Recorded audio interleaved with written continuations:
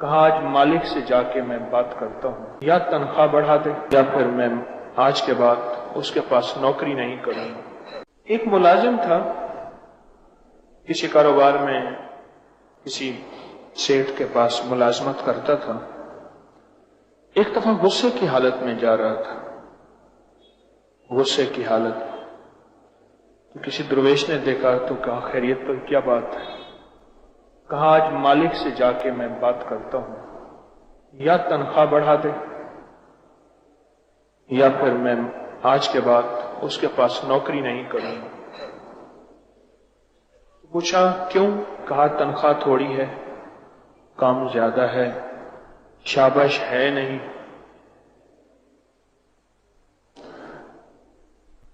صاحب نظر تھے، صاحب دل تھے، صاحب بصیرت تھے۔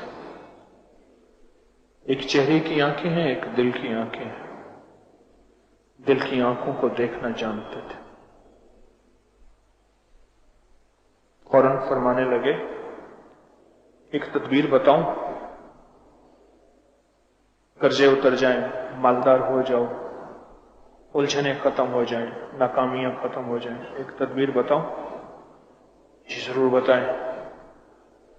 کہنے لگے ایسا کر، اپنے مالک سے کہے کہ 4 ماہ کی، 3 ماہ کی، 5 ماہ کی تنخواہ میں نہیں لوں گا اور مفت کام کروں۔ حیرت ہوئی، میں جو تنخواہ تھی اسی کو رو رہا تھا، آپ نے اصل سے بھی منع کر دی، یہ کیا بات؟ تو من لگے سودے اندیکھے ہوتے ہیں، دیکھے نہیں ہوتے، سودے اندیکھے ہوتے ہیں، دیکھے نہیں ہوتے۔ من جا کر لے، کامیاب ہو جائے۔ جیسے ایک بھائی نے اندیکھا سودا کیا، میں نے کہا اس مکان سے حصہ نہ لے، یہ حصہ بھی تجھے ڈستا رہے گا، یہ حصہ بھی تجھے ڈستا رہے گا اور تیری نسلوں کو چین سکون نہیں آنے دے۔ 12 سال ہوئے ہیں، غالباً 9 یا 10 کی بات تھی، 10، 11، 12 سال ہوئے ہیں۔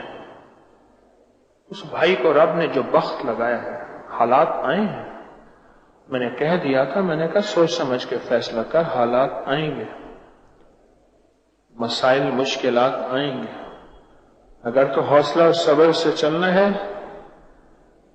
اور ساری زندگی کے لیے رزق، عزت، دولت، برکت کے دروازے کھلوانے ہیں، ورنہ ایسے ہی رہنا ہے تو پھر ٹھیک ہے۔ اس نے کہا جی ٹھیک ہے، میں اتنے مہینے کی تنخواہ انہیں کہہ دیتا ہوں کہ میں نہیں لوں گا،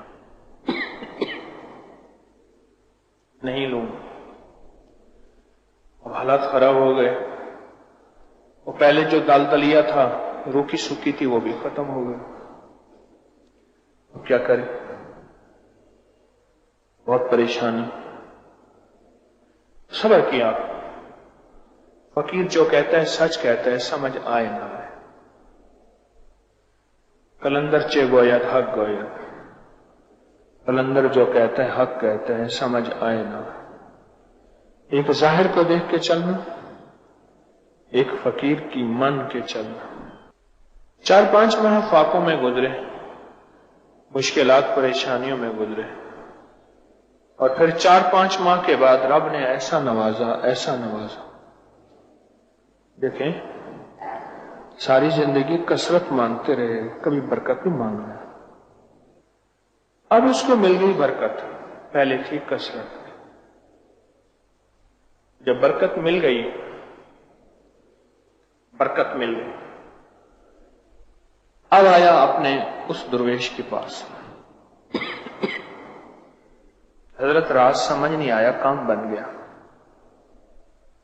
راز سمجھ نہیں آیا، کام بن گیا۔ حضرت نے فرمایا اب سنیں وہ راز غور سے۔